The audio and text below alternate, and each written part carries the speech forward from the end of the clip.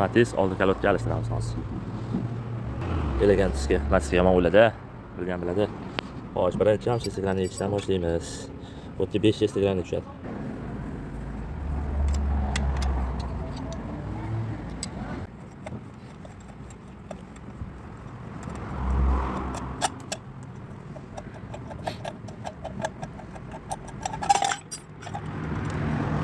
To'rtta bo'lsa boshlaydi cho'ladi.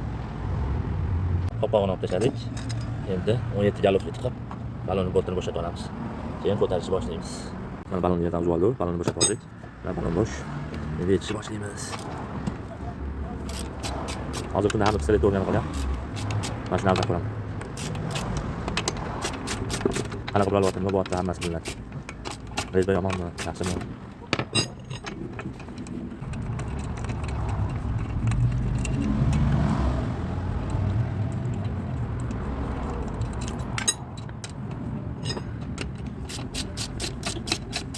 Mana ballonni yechib oldik. Kalotgan u qalinligi yomon emas, lekin o'zi qattiq bo'lib pishillayapti. Lekin aponi ham juda ingichka.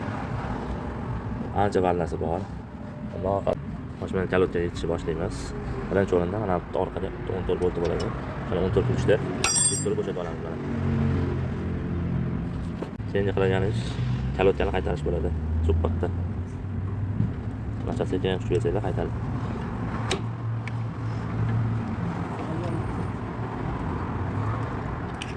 Mana qayt bo'ldi. Oradan o'ynab qo'yiladi. Demak, o'qlari yaxshi emas.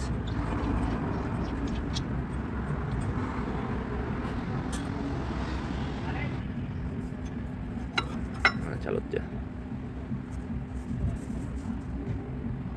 Kalotdan temani ko'p chiqib qopti.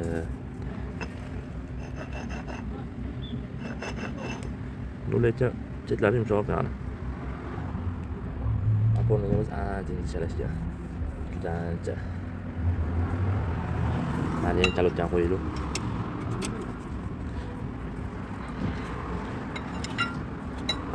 Bu chilash qarab o'qa olmaydi.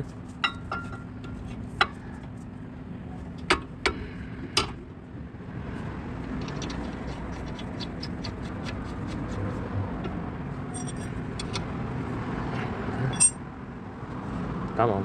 O'zi ham oson kalotga bo'lsa kerak, boshqa istaymasdim. Keyin tormozga chiqib esdan chiqmasin.